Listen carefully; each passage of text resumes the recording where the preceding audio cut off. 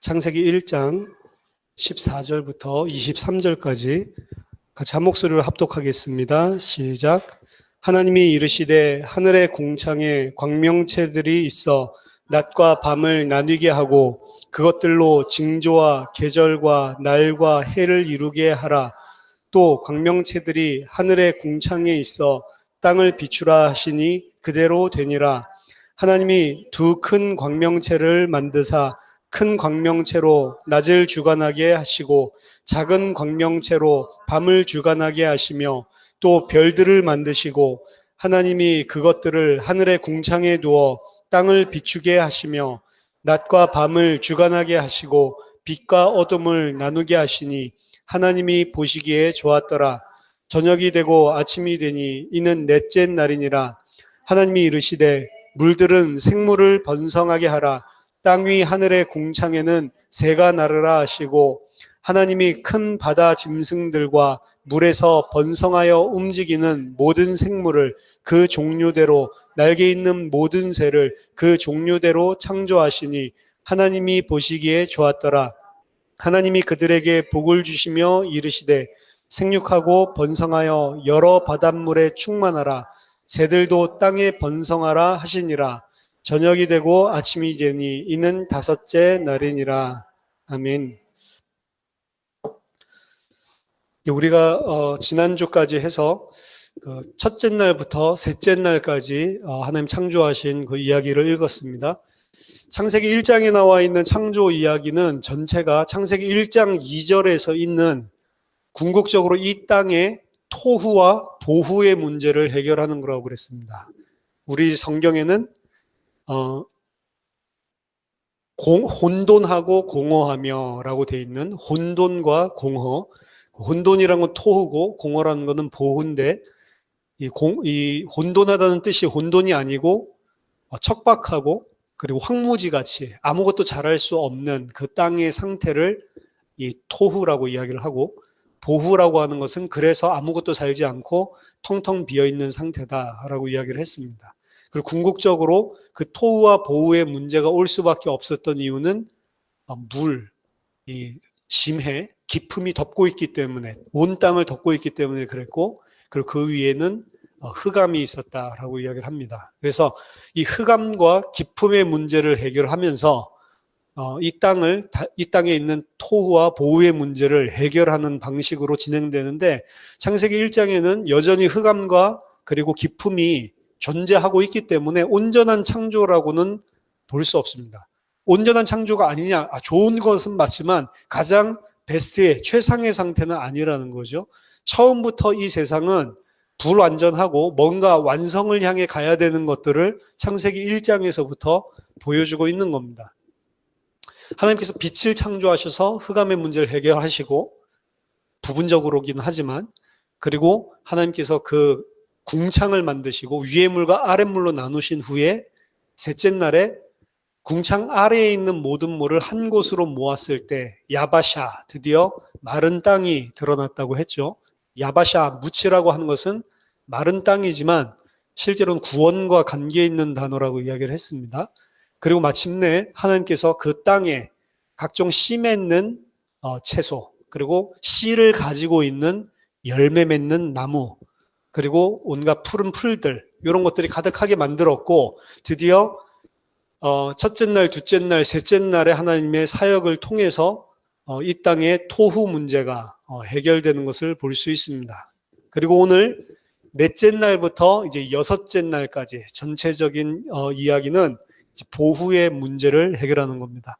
공허했었던 곳을 이제 살 수 있도록 모든 환경과 배경을 다 만들어 놨기 때문에 그곳에 하나님께서 다 풍성하게 충만하게 채우는 장면이, 그래서 넷째 날부터 다섯째 날까지의 이야기입니다. 이 전체적인 구조 형식으로 보면 첫째 날에 해당하는 하나님께서 준비하신 배경 가운데 넷째 날에 채워 넣으시는 게 나오고, 그리고 둘째 날에 만드신 그 배경에 다섯째 날에 채워 넣으시는 게 나오고, 그리고 이 셋째 날에 만드신 것에 셋째 날에 상황은 여섯째 날에 채우는 걸로, 그래서 토후 보후 문제를 하나님께서 해결하시는 것들을 보여줍니다.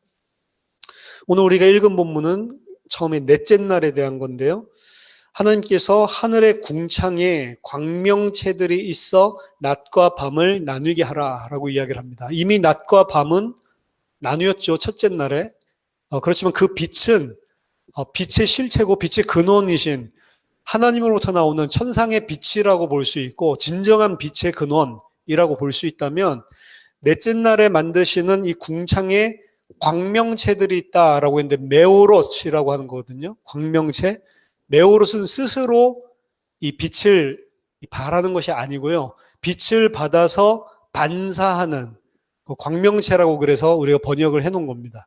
자기의 빛이 아니고 창세기 1장에 있는 하나님의 빛의 근원이시고 이거는 그 빛을 받아서 어떻게 보면 반사하는 역할에 불과하다는 거죠. 그래서 하늘의 궁창에 하나님께서 낮에는 해를 그리고 작은 광명체, 밤에는 달을 이렇게 하나님께서 만들어 두시고 또 그 위에 하나님께서 이 별들도 만드시는 것들이 16절에 등장을 하고 있습니다. 만드시면서 이야기하는 것을 가만히 살펴보면 18절 보면 14절 보면 하늘의 궁창에 광명체들이 있어 낮과 밤을 나뉘게 하고 그것들로 징조와 계절과 날과 해를 이루게 하라라고 이야기를 합니다. 계절과 날과 해는 우리가 잘 이해를 할 수 있겠죠. 근데 그 앞에 보면 이 하늘에 있는 광명체들로 인해서 징조, 오토, 그 사인이라는 소리거든요. 사인이 되게 한다라는 소리라서 이걸 보고 그래서 이 별들을 잘 관찰하면 우리가 옛날에 점성술로 이 땅에 일어나는 일들을 알 수 있구나 이제 이런 식으로 생각하는 사람들이 있는데 여기 나타나는 요 단어는요 그런 징조가 아니고요. 이 나타나는 단어는 뭐에 대한 징조냐라고 봤을 때 정해진 시간, 절기, 유월절과 같은 절기들을 나타내는 징조, 사인이 되라고 하는 겁니다. 점성술을 지지하는 것이 아니고 하나님께서 이 각 절기들을 지킬 수 있도록 그걸 사인으로 허락하셨다라고 하는 겁니다. 따라서 이 종교적인 이런 색채를 가지고 있는 거고 하나님께서 모든 것을 창조하실 때에 이 창세기 1장은 피문서라고 사람들이 많이 본댔죠. 제사장 문서라고 많이 보는 그런 흔적들이 등장을 하는데 그래서 이 예배에 대해서 상당한 관심이 있고 그리고 여기에 나타나 있는 세계관은 모든 것이 다 하나님을 예배하기 위해서 나타나 있다라고 하는 제사장적인 요소들이 많이 나타나 있는 겁니다. 따라서 해와 달과 별들은 우리가 섬겨야 할 신이 아니죠. 그때 당시 이스라엘의 주변에 있는 모든 이방 민족들은 해나 달과 별들을 신으로 다 섬기던 때입니다. 여기 보니까 하나님께서 그것들을 다 만드시고 그것들이 하나님을 예배하는 사인으로 거기에 두셨다라고 하는 것을 강조하고 있는 게 오늘 그 해와 달과 별들을 창조하는 이야기입니다. 지난주에 봤었던 그 식물들을 여러 가지 분류를 통해서 세 가지 큰 분류로 분류 체계로 나누는 것이 제사장적인 요소라고 그랬죠. 마찬가지로 이 해와 달과 별들을 통해 절기, 예배 이런 부분들을 깊이 있게 이렇게 신학적으로 심어놓은 이런 것도 레위적인 관심 그리고 제사장적인 관심이라고 볼 수가 있습니다. 그래서 실제로 여기에서 그래서 창세기에서 보여주고 있는 창세기 1장에서 보여주고 있는 이야기는 어떻게 보면 처음에 창조가 어떻게 됐다 그 히스토리를 설명하려고 하는 게 아니라는 걸 알 수가 있어요. 벌써 그보다 훨씬 후에 하나님께서 모세를 통해서 줄 이 예배와 절기 이런 데에 관심이 집중돼 있죠. 이 모세가 썼다라고 해도 그렇고 제사장 문서라고 만약에 본다고 해도 제사장 문서는 이스라엘이 이미 그 땅을 차지하고 한참 성전에서 예배드릴 그때에 나온 거거든요. 혹은 포로 후기에 나온 거라고 보는데 어쨌든 창세기 1장에 나타나 있는 신학적인 내용과 모든 것들은 하나님이 세상을 어떻게 창조했다 그게 목적이 아니고 이런 예배와 하나님이 누구신지에 대한 부분들이 사실은 관심을 가지고 썼다고 1차 리딩을 이야기를 하는 겁니다. 따라서 이 텍스트는 이미 미래에 대한 것들을 염두에 두고 썼고 미래에 일어날 일, 창세기 1장에 일어난 일이 아니라 그 후에 일어날 구원과 그 후에 일어날 예배에 대한 염두를 두고 쓰여졌다는 것을 볼 수가 있죠. 하나님께서 이 광명체들을 하늘의 궁창에 있으라고 그랬죠. 그 궁창에 있다라고 하는 것은 궁창은 지난주에 우리가 살펴봤죠. 라키아라고 하는 건 딱딱한 판이라고 그랬죠. 그래서 이게 하늘에 둥둥 뜨게 해놨다라는 소리가 아니고 그 라키아에 하나님께서 그것들을 박아뒀다라는 그런 의미입니다. 고대 근동적인 세계관 속에서요. 따라서 이 모든 것들, 또 궁창, 작은 별들, 그리고 작은 광명체, 그리고 큰 광명체, 이런 것들 전체가 다 레위적인, 제사장적인 이런 접근법을 보여주고 있는 부분입니다. 그리고 다섯째 날 20절부터 나오죠. 하나님이 이르시되 물들은 생물을 번성하게 하라. 여기서 생물이 인간이랑 똑같은 거죠. 생령이라고 번역됐었던. 그래서 이 생물을 번성하게 하라. 살아있는 존재. 분명히 살아있는 분은 살아계신 생명이 있는 분은 하나님밖에 없는데 생명이 없는 것이 하나님께서 생명의 기운을 불어넣어서 움직이고 숨쉬고 기동할 수 있는 그런 애니메이티드 비잉, 활력이 불어넣어진 그런 존재, 이렇게 만드는 것 자체는 사실은 하나님이 모든 생명을 공급해 주시고 하나님이 창조의 능력으로 역사하셨기 때문에 그렇게 되는 겁니다. 여기서 하나님께서 물들은 생물로 번성케 하라. 이 생물이라고 하는 것은 인간뿐만 아니라 그리고 여기 있는 물에 사는 해양식물들, 해양동물들, 그리고 새들, 그리고 땅에 움직이는 모든 짐승들, 그 모든 것들을 다 생물이라고 표현을 하고 있는 거예요.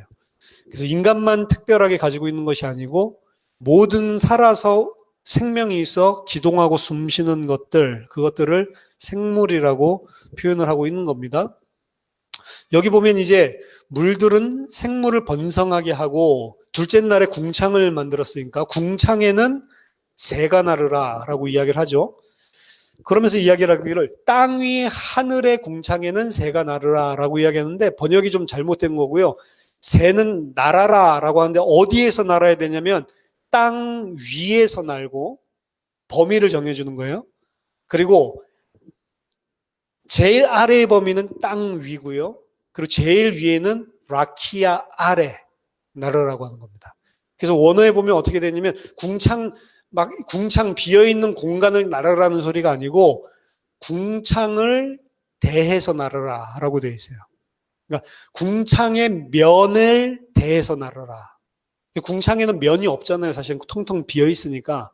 근데 고대 근동 관점에서 쓰여지기 때문에 하나님의 영이 수면에 운행하시니라 라고 한 단어가 파님인데요. 물의 페이스, 물의 얼굴, 물의 면, 그게 파님인데 마찬가지로 궁창에도 파님이라는 표현을 쓰는 거예요. 그래서 궁창의 파님을 대하여서 나르라 라고 되어 있어요.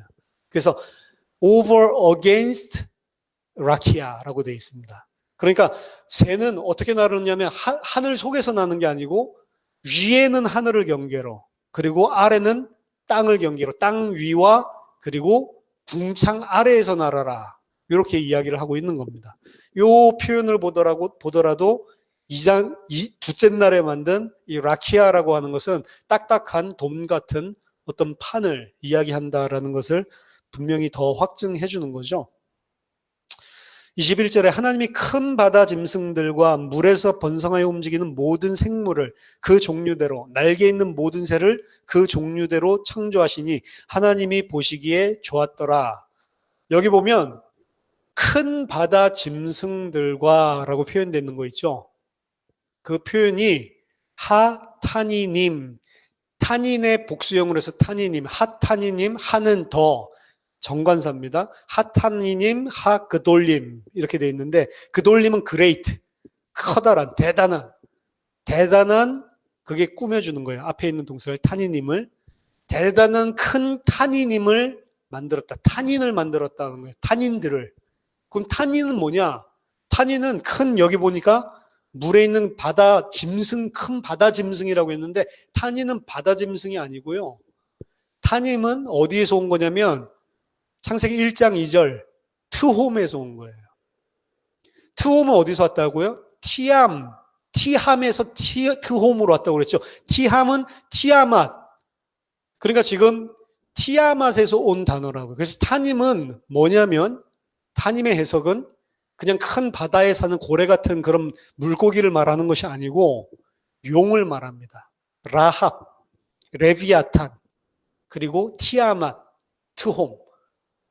그렇기 때문에 하나님께서 이 라합이라든지 그리고 레비아탄 같은 사실은 다른 모든 고대 근동 지방에서는 창조의 이 반대 세력되는 그런 악한 혼돈의 신들, 그래서 그들을 굉장히 두려워하고 그들을 제어할 수 있어야만 되고 그들과 피 터지는 싸움을 했었어야만 되는 그런 존재가 바로 이 탄인인데, 여기서는 하나님이 그 탄인도 하나님이 그 바다에 만들어서 놀게 만드는 거예요. 그러니까 마치 관상어처럼 하나님께서 그 탄인을, 그리고 탄인도 복수형으로 썼죠. 탄인임이라고. 그러니까 그냥 단순하게 한 마리가 아니고 바다의 용들 혹은 바다의 라합들, 레비아탄들 이런 것들을 하나님께서 만들어 놓고 그것들을 하나님이 창조했고, 그리고 하나님의 완전한 통제 가운데 있는 어항 속에 있는 관상어 같은 그런 존재에 불과하다라고 하는 것을 또 나타내고 있는 겁니다. 여기도 각 종류대로 만들었다고 했죠. 이거는 각 종류대로 만들었다라고 이야기를 해서 이제 우리는 진화론 이런 것들을 이제 부정할 때 이것들을 활용하기도 하는데, 원래 1차적인 의미로 각 종류들과 분류 이런 것들을 계속 나타내는 것은 아까 제사장적인 그런 관심, 그런 분류법 그런 것들에 기인했기 때문에 그런 표현들이 계속 등장하는 겁니다. 그래서 창세기에서는 하나님을 대적하는 신들이라고 하는 개념이 없어요.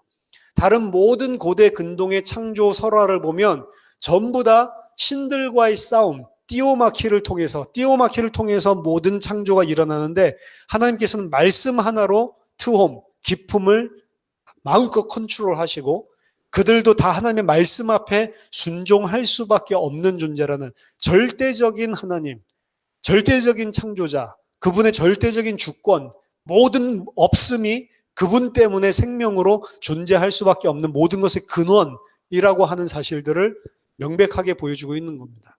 그래서 우리가 볼 때는 아무것도 아니게 읽을 수 있지만 당시 모든 사람들이 알고 있었던 창조 설화와 지금 창세기 1장에 나오는 창조 이야기를 같이 읽어보면 이 이야기를 처음 읽어서 이런 신이 도대체 어디 있어?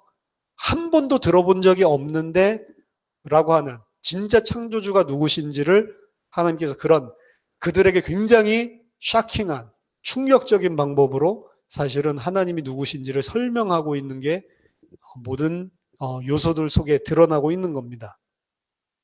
드디어 이제 마지막 날이 되는데요. 마지막 날에 하나님께서 셋째 날에 두 가지 일을 하셨듯이 마지막 날에 하나님께서 두 가지 일을 하십니다. 먼저 첫 번째 하시는 것은 24절에 하나님이 이르시되 땅은 생물을 그 종류대로 내되, 여기도 마찬가지죠. 생물 또 등장을 하죠. 살아있는 존재, 네페시 하야, 생물을 그 종류대로 내되. 자, 생물의 종류, 또 이제 종류 나오는 거 이게 제사장적인 관심이랬죠. 가축이 있고요.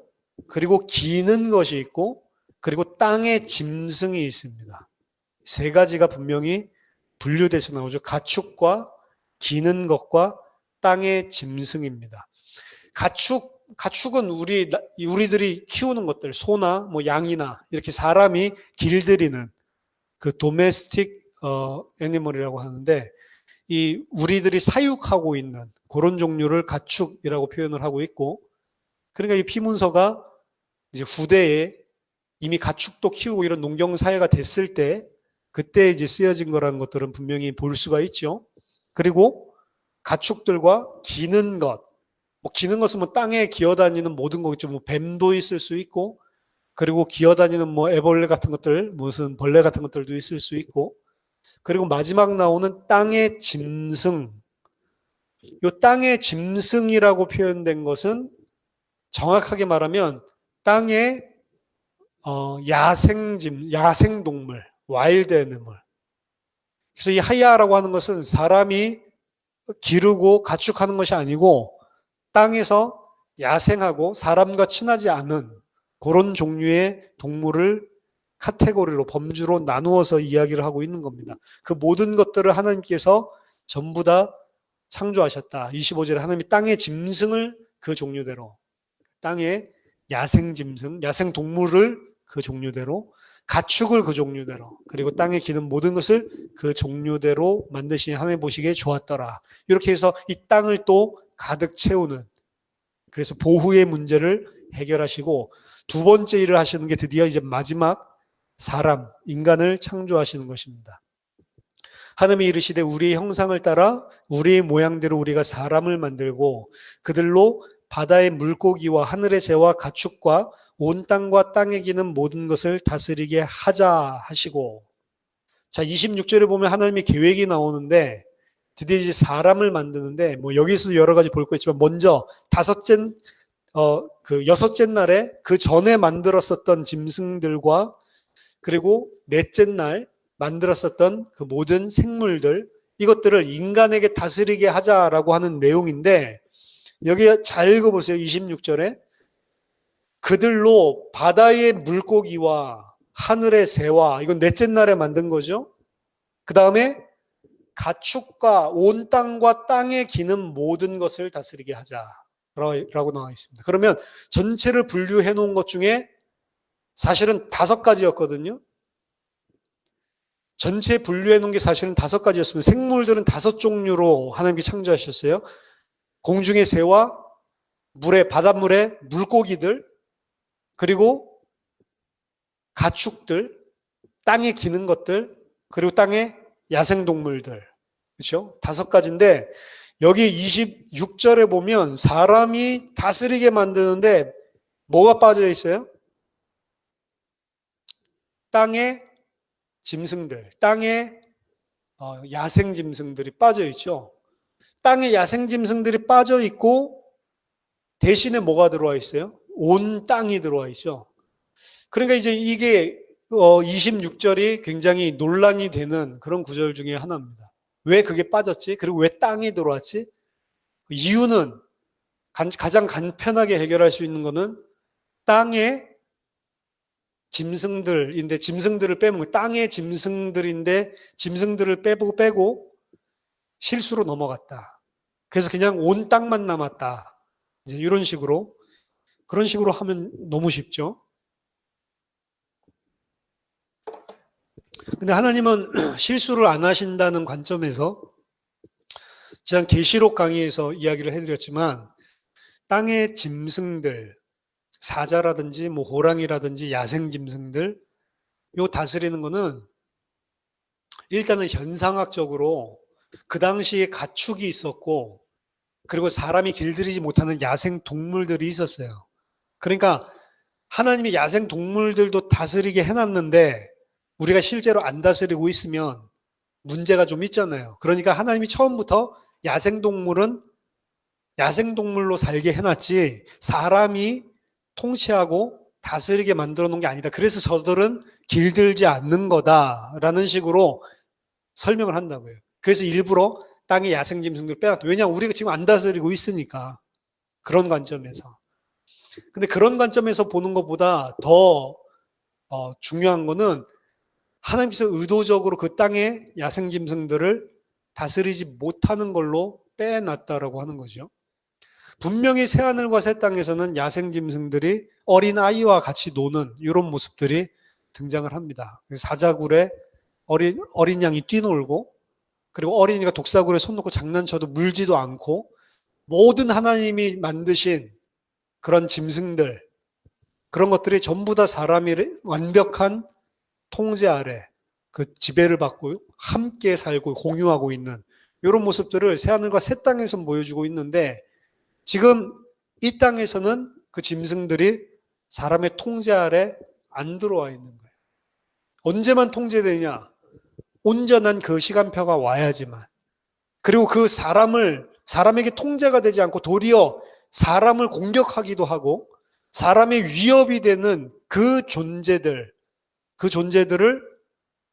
계시록에서는 짐승이라고 표현을 하고 있습니다.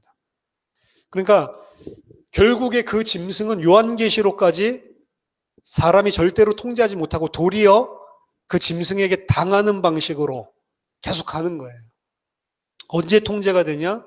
새하늘과 새 땅이 왔을 때 더 이상 사람을 대적하는 그런 야생 짐승, 사람의 말을 듣지 않고 사람과 함께 할 수 없는 그런 야생 짐승들은 없는 거죠. 그래서 또 하나의 불완전함을 사실은 보여주고 있는 겁니다. 창세기 1장 안에서. 완성된 이 땅의 모습이 아니라는 거죠. 이 땅의 모습은 발전할 여지가 남아있고 이대로 있으면 안 되고 어딘가를 향해서 가야 된다라고 하는 것을 여기서도 볼 수가 있는 겁니다. 자, 여기 보면 하나님이 이르시되 우리의 형상을 따라 우리의 모양대로 우리가 사람을 만들자라는 식으로 우리라고 복수형으로 나와 있죠. 원래 엘로힘이라고 하는 단어 자체가 쌍수 혹은 복수입니다. 마임이라고 하는 것도 물인데 임이라고 하는 게 붙으면 그 이제 쌍수가 된단 말이에요. 그래서 물도 항상 물들 그렇게 쌍수로 쓰이고 복수로 쓰인단 말이에요. 근데 하나님도 원래는 엘로하 그게 이제 단수고 아니면 엘이라고 쓰는 게 단수로 쓰이는 하나님이라고 하는 단어인데 엘이라고 하는 요 신은 가나안에서 섬기고 있었던 신이란 말이에요. 엘이라는 이름 자체가. 그러니까 하나님을 표현할 때 그 엘이라고 하는 표현도 가끔 등장을 합니다. 구약 성경에 보면. 그 같은 신이냐? 근데 성경에는 거의 엘이라는 단어를 안 쓰고 엘로힘이라는 단어를 써놨어요. 엘이라는 그 신, 가나안 사람들이 섬기는 거짓 신, 귀신. 영어로 치면 갓은 갓인데 스몰 G. 하나님은 항상 대문자 G로 표현되어 있잖아요. 그러니까 그 하나님과 그 엘이 다르다라고 하는 의미에서 쓰였는지는 몰라도 엘로힘이라고 하는 단어 자체는 쌍수, 복수입니다. 복수. 그렇기 때문에 하나님이 우리의 형상을 따라 만들자라고 하면 오히려 더 자연스러운 거고요. 왜냐? 복수니까. 거꾸로 27절에 하나님이 자기 형상 곧 하나님의 형상대로 사람을 창조하시되 여기서는 단수로 쓰였어요. 엘로힘은 그대로 복수인데 동사 자체가 단수로 쓰였어요. 그런 곳이 하나 더 있거든요. 태초에 하나님이 천지를 창조하시니라. 이것도 엘로힘이 천지를 창조하시니라 라고 나와 있는데 엘로힘은 쌍수니까 동사를 쓰려면 복수 동사를 써야 되잖아요. 근데 복수 동사를 쓰지 않고 단수 동사를 썼단 말이에요. 그러니까 이걸 보고 엘로힘이 주어가 아니다라고 이야기를 하는 그런 이론들도 나오는 겁니다. 그러니까 하나님이라고 하는 주어는 빠져있고 이제 그가 만들었다. He created. 그가 창조했다. 이렇게 해석을 하는 거죠. 태초에 하나님이 천지를 창조하시니라 이렇게 하지 않고 태초에 엘로힘도 창조했고 그리고 하늘과 땅도 창조했고 그가 누구예요? 몰라요. 주어가 빠져 있으니까. 그것도 한편으로는 약간 의미가 있을 수 있습니다. 왜냐하면 그가 엘로힘을 만들었다라고 하는 것은 하나님이 우리에게 자신을 계시할 수가 있겠습니까? 이 땅의 언어로? 이 땅의 언어를 통해서 하나님 자신을 드러내는 순간 사실은 이 땅의 언어와 이 땅의 표현으로는 하나님을 능히 담아낼 수 없기 때문에 담는 순간 어떻게 보면 모형이 돼버리고 변질이 돼버릴 수가 있어요. 그러니까 하나님은 자기 자신을 이 상을 부어서 만들지도 말라고 이야기를 했잖아요. 엘로힘, 하나님의 이름이 야훼라고 하고 혹은 그걸 갖다가 야훼라고 하는 것은 그 테트라그라마톤이라고 해서 네 가지 글자를 그 연이어서 써놓은 거예요. 요드, 그리고 하, 그 다음에 또 바프, 그 다음에 해. 요드, 해, 바프, 해. 그걸 갖다가 연이어서 써놓은 건데 요드, 해, 바프, 해. 요 네 글자는 다 모음으로 쓰였던 글자들에서 모아놓은 거라고요. 그러면 읽을 수가 있어요, 없어요? 모음만 써놓으면 못 읽죠. 발음할 수가 없는 거예요. 그 네 글자를 딱 주면서 이게 나의 표호다라고 이야기를 했는데 그거 주면서 내 이름을 망령되이 일컫지 말라라고 하니까 그 네 글자를 처음 주면서 하나님의 이름이 뭐라고 이야기했는지 아는 사람이 없어요. 그리고 이 이스라엘 사람들은 그 테트라그라마톤만 나오면 여호와 이름 망령되이 일컫지 말랬지 나오면 안 읽어요. 안 읽고 바꿔서 읽습니다. 뭐라고 바꿔서 읽냐면 아도나이라고 바꿔서 읽어요. 아도나이는 주님이라는 소리거든요. 그러니까 하나님의 이름을 네 글자로 테트라그라마톤으로 분명히 출애굽기 3장에 주셨는데 그 주신 그 이름을 못 읽는단 말이에요, 사실은. 그러니까 아도나이에 있었던 모음을 그대로 거기다가 붙여가지고 지금 여호와라고 읽는 거예요. 아도나이에 있는 것들을. 아에다가 요드 아래다가 아도나이 할 때 있었던 것들 넣고 그게 이제 약간 경음으로 바뀌면서 이런 식으로 되는 거고 오가 그 해 위에 올라가서 예호 이렇게 되는 거고 나야 아도나이잖아요. 그러니까 바브 아래 그게 들어가고 그래서 여호와라고 읽는 거예요. 그냥. 그럼 여호와의 증인이라고 뭐 이야기를 하는데 여호와라는 이름은 구약 성경에서 우리가 그 테트라그라마톤을 못 읽으니까 아도나이의 모음을 갖다가 써서 억지로 읽은 게 여호와지 여호와 아니죠. 그럼 뭐가 들어갈 수 있을까? 그 아래 대충 넣어가지고 이야기한 게 야훼인데 야훼도 아니란 말이에요. 사실은 읽을 수 없는 거를 줬단 말이야. 하나님을 알고 싶은데 읽을 수 없는 이름을 줬어요. 왜? 너희들이 이 땅에서 내 이름 부를 수 없다는 거예요. 왜냐? 이 땅에서 내 이름을 이 땅에 너희들이 인지할 수 있는 방식으로 주고 너희들이 그거를 입으로 내뱉는 순간 그게 하나님 아니라는 거예요. 이해되세요? 그러니까 하나님이 이 땅에 우리에게 계시를 하기 위해서 모든 준 것은 어떻게 보면 분명히 진리긴 진리인데 우리 수준에서 깨달을 수 있는 방식으로 하나님께서 낮춰서 주신 진리지 이것 자체가 하나님 아니란 말이에요. 엘로힘이라고 하는 단어 자체도 그래서 하나님이 엘로힘이지 그거 아니란 말입니다. 엘로힘도 우리가 하나님이라고 하는 존재를 모르니까 그냥 그때 여러 사람들이 섬기고 있었던 신들, 그거의 복수형으로 그냥 준 거지. 왜? 우리가 신이라고 하면 그 개념밖에 없으니까. 어떻게 알려줄 수가 없잖아요. 만약에 우리가 이 땅에 우리 조선 땅에 만약에 옛날에 하나님께서 계시를 줬다라고 한다면 그럼 엘로힘으로 안 주고 뭐 하늘님 뭐 이런 식으로 줬겠죠. 근데 하늘님 하면 너무 똑같으니까 좀 약간 다르게 줬겠죠. 하나님이라고. 그런 식이란 말이에요. 그러니까 하나님이 엘로힘이라고 표현하고 있지만 그것도 너희들 수준에서 생각하고 있는 그 모든 거 그 만들고 창조했다는 그 신? 그거 너희들이 엘이라고 부르는 거? 그거 아니야. 엘로힘이라고 해. 라고 복수로 줬단 말이에요. 그러니까 이 복수라고 엘로힘이 복수로 표현되어 있는 것들 자체도 어떻게 보면 그런 방식으로 우리에게 줬기 때문에 엘로힘 안에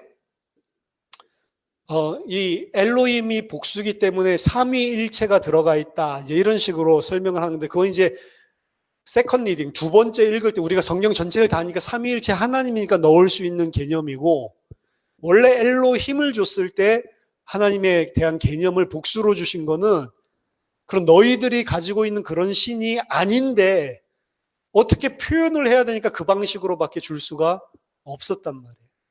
그러니까 처음 이 땅에 시작될 때 하나님이 엘로힘이라는 것을 통해서 하나님이 먼저 뭔지를 말씀하시고 엘로힘을 이 땅을 창조하고 하늘을 창조한 것처럼 1절이 표현되어 있다. 그래서 거기에서 이 단수로 동사 쓰인 거는 하나님이라고 하는 우리가 말할 수도 없는 그분이 창조했다.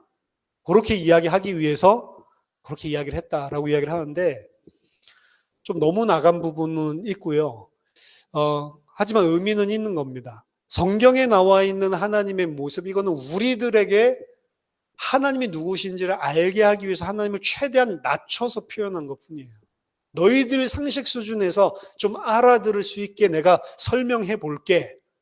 그리고 그거는 진정한 하나님은 아니잖아요. 그 위에 있는 진짜 진리신 하나님을 알게 하기 위해서 어떤 통로로 주신 것이지 이것 자체가 완전한 진리라고도 볼 수 없는 그런 차원에서는. 아니, 저 목사가 성경이 진리가 아니라고 하네. 그 이야기가 아니고. 그래서 이 성경을 통해서 그 진리를 알아야 되는 거지. 성경을 갖다가 백날 연구해서 성경 박사가 돼 있어도 그 진리를 모르면 그 사람은 성경 모르는 거라니까요. 그 사람이 껍데기로 준 거를 열심히 공부해서. 그러니까 시대적인 신학자들 중에 불신자들도 많은 거예요. 자유학자. 왜 그런 사람들 천재란 말이에요. 이 사람들이 쓴 이야기들 보면 야, 어떻게 그런 생각을 했지? 아, 진짜로 천재고 머리가 기발하게 돌아가는구나. 성경을 너무 잘 알아요. 근데 뭐만 몰라요? 이걸 통해서 진짜 그리스도를 통한 구속이 뭔지 거기에 대한 진리는 모른단 말이에요.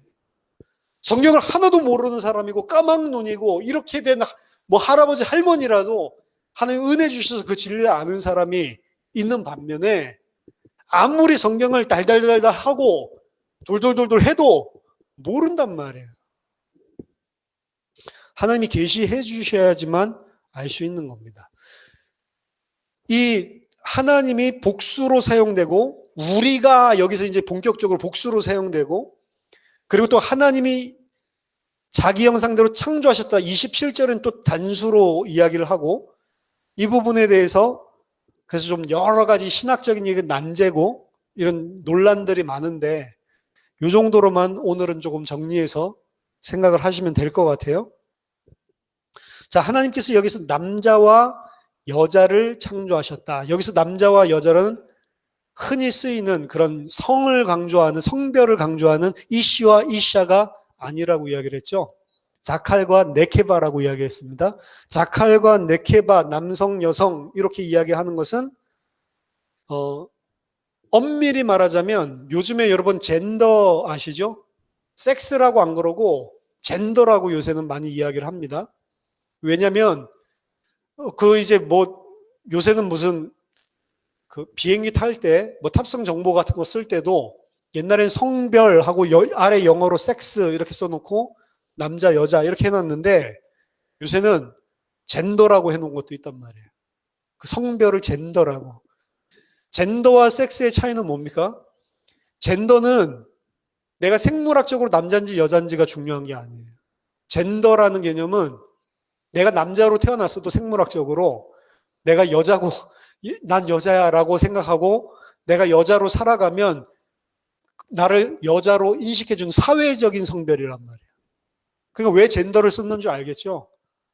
이 레즈비언 혹은 무슨 게이, 호모 이런 사람들이 이제 많아지고 이 사람들이 이제 인권을 보호해줘야 된다. 이런 차원에서 섹스라는 거는 이 사람이 태어났을 때 생물학적인 걸로 이 사람을 너무 규정지어서 이 사람이 자기는 남자로 태어났지만 나는 여자라고 생각을 하고 사는 그 인격을 존중해주지 않는다라는 개념에서 섹스라는 개념이 거의 성별로 이제 사용 안 되고 공중에서는 젠더라는 개념이 등장을 한 거란 말이에요. 근데 여기에서 말하는 남자와 여자를 창조했다라고 하는 것은 젠더에 대한 개념이 아니고 섹스에 대한 개념입니다. 그러니까 생물학적으로 남성과 여성을 창조했다라고 하는 거예요. 뭐에 관점이 있냐면 출산력에 관점이 있는 겁니다. 아무리 젠더로 사회적으로 내가 여자라고 주장을 해본들 내가 생물학적으로 남자로 태어났으면 출산할 수는 없는 거잖아요. 그러니까 이제 동성 커플들이 뭐 합법적으로 결혼해주는 주도 미국에 있으니까 결혼하면 아기를 못 낳으니까 입양을 하죠. 왜냐, 생물학적으로 낳을 수가 없으니까. 여기서 말한 건 생물학적으로 어디에 관심이 있는 거냐면 생육하고 번성하고 충만하고 그 안에 생명을 담을 수 있고 그 안에 씨를 뿌릴 수 있는 그런 생물학적인 번식력, 생산력에 초점을 둔 단어란 말이에요. 그래서 하나님께서 남자와 여자를 창조하신 이유가 28절에 생육하고 번성하며 땅에 충만하라 라고 하는 요거죠. 정말로 그 열매를 맺으라는 거죠. 애를 많이 낳으라는 거구나 라고 이야기를 할 수 있지만 고대 근동지방에서는 그랬습니다. 농경사회였고 우리나라도 마찬가지였잖아요. 농경사회고 이렇게 할 때는 아무래도 사람이 많아요. 인력이 많아야 돼. 그렇기 때문에 많이 낳는다. 많이 낳고 많이 낳으면 굉장히 복받은 집. 그것도 많이 낳을 때도 남자 많이 낳아야 돼. 여자 많이 낳으면 별로 일을 잘 못하기 때문에 남자 많은 집은 복받은 집. 이게 이제 농경사회에 있었던 그런 개념이거든요. 그럼 육신적으로 그냥 읽고 1차 이 저자가 쓸 때는 그런 사회였어요. 그러니까 당연히 이거를 육신적인 관점에서 생육하고 번성하고 충만한 거를 뭐로 생각해요? 그냥 육신적으로 내 자녀 많은 것. 그런 식으로 생각할 수 있겠죠. 그게 원래 하나님이 우리에게 명령하신 거고 우리는 많이 낳아서 자손들을 번창하게 하고 이 땅을 가득하게 하는 게 하나님의 계획이야. 이런 1차원적으로 볼 수가 있겠죠. 그게 복인 줄 알고. 영적으로 본다면 사실은 그 이야기가 아닌 겁니다. 제가 우리 수련회 때 말씀드렸지만 이 남자와 여자라고 하는 개념, 이 땅의 모든 것들은 하나님이 모형으로 주신 거라고 그랬죠. 하늘의 모형. 근데 하늘에는 남자와 여자가 없는데 하나님께서 이 땅에 남자와 여자를 주신 이유는 모형으로 준 거라고 했죠. 남자는 그리스도, 여자는 교회. 그래서 그 둘이 합해서 하나가 되게 하는 것. 그 둘이 합해서 하나가 되게 했을 때 그 안에 생육하고 번성하고 충만하게 돼서 열매가 맺히게 되는 거예요. 그거를 설명하는 거예요. 그러니까 그냥 단순하게 이거 보고 애 많이 낳아야 된다, 하나님 번식하라고 했다라고 하면 장난으로 할 수는 있지만 신혼부부한테 이거 하면서 애 안 낳는 건 죄요? 그거 죄 아닙니다. 애를 하나만 낳았다고 죄라고 하는데 그거 죄 아니라고요. 그거 다 육신적으로 해석하고 있는 거잖아요. 하나님이 많이 주셔서 또 마음도 주셔가지고 또 그거 할 수 있는 마음과 생각이 중요하니까 많이 낳은 것도 잘하는 것이고 많이 안 낳는 것도 잘하는 거예요. 다. 그게 잘하고 그게 죄고 아니고 이런 개념이 아니라고요. 이 의미 자체가. 그러니까 옛날에는 뭐 가서 제자 못 삼으면 나와서 제자 삼으라 뭐 막 이런 이야기들을 하는데 낳는다고 다 제자 됩니까 그럼? 더 안 돼요, 더 안 돼. 집안에서 말을 더 안 듣는다고. 그러니까 그런 뭐 우스갯소리로 할 수 있는 거를 그걸 가지고 설교를 하고 그걸 가지고 권면하고 그거 가지고 또 애 안 낳는다고 막 구박을 하고 이거 너무 잘못된 거라는 거죠. 여기서 말하는 진짜 남자와 여자는 천상의 남자와 여자는 남자는 한 분밖에 없는 거예요. 예수 그리스도. 그리고 여자는 교회를 이야기하는 겁니다. 그래서 천국에는 이런 그 성별에 의한 남자, 여자 이런 구분이 없다라고 이야기를 하는 겁니다. 하나님이 그들에게 복을 주시며 하나님이 그들에게 이르시되 생육하고 번성하여 땅에 충만하라 땅을 정복하라 바다의 물고기와 하늘의 새와 땅에 움직이는 모든 생물을 다스리라 하시니라. 28절을 보통 많은 기독교에서 이야기하기를 cultural mandate, 문화 명령이라고 명명을 합니다. 개혁주의 신학에서 이야기를 하고 있는 거예요. 그렇기 때문에 우리는 모든 것을 다 다스리고 정복하고 그리고 우리는 모든 것을 다 통치해야 된다라고 하는 이런 신학들이 개혁주의 안에도 있었고 지금도 있다고요. 그렇기 때문에 이런 개혁주의 신학의 영향을 받았었던 유럽의 각 강대국들, 프랑스, 영국, 다 기독교 문화를 배경으로 하고 있는 나라들이거든요. 천주교 아니고 개신교, 그 백그라운드를 가진 사람들이 아프리카다, 그리고 아메리카다, 이런 데 건너가서 거기 있는 원주민들을 개잡듯이 죽인 겁니다. 왜? 전부 다 정복하고 다스리라고 했으니까. 우리는 하나님의 백성이니까. 그러면서 이걸 컬처럴 맨데이트라고 했어요. 아프리카의 노예들을 잡아다가 팔고 인간 취급하지 않고 그 실어 나르는 거 배에 어떻게 실는지 보셨어요? 완전히 무슨 사과 개짝같이 사람을 갖다가 많이 실는다고 움직이지도 못하게 가득 실어가지고 나르는데, 그렇게 나르니까 거의 다 중간에 한 3분의 1은 죽어버리죠. 그 안에서. 썩은 시체들 제대로 처리하지 않으니까 그것 때문에 또 사람들에게 전염병 생기고 죽고. 그래도 괜찮은 거 왜? 생육하고 번성하고 정복하고 다스리라고 했으니까. 그러니까 여기서 말하는 이 컬처럴 맨데이트를, 문화 명령을 그런 식으로 이해를 하는 것은 커다란 문제입니다. 근데 아직도 미국에 있는 주류 보수적인 크리스천들이라고 하는 사람들은 전부 어디에 있는 사람? 남부 사람들이라고 보시면 돼요. 이 사람들은 여전히 그런 색채들을 다분하게 가지고 있는 거예요. 이 사람들 제일 싫어하는 건 그래서 중남미라든지 동남아라든지 아프리카라든지 이런 데 오지 선교로 가는 것을 끔찍하게 싫어합니다. 그래서 누굴 보내요? 희생양, 선교사를 보내는 거예요. 선교사가 와서 보고를 하면 너무 감사해요.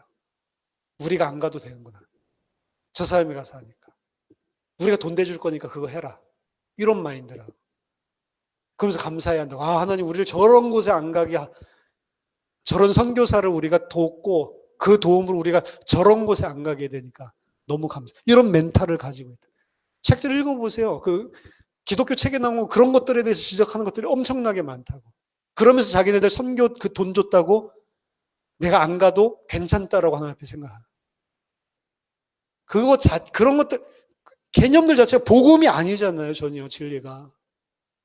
저는 지금 막 선교를 하러 우리가 나가야 된다 그 이야기도 하지 않지만 그거는 하나님이 하시게 할 겁니다. 근데 중요한 거는 아이고 그게 안 가도록 하나님께서 나를 이렇게 해주고 저런 선교사 이렇게 후원만 해줘도 되게 됐으니까 너무 좋다라는 멘탈은, 이거는 하나님의 사람이 아닌 거잖아요.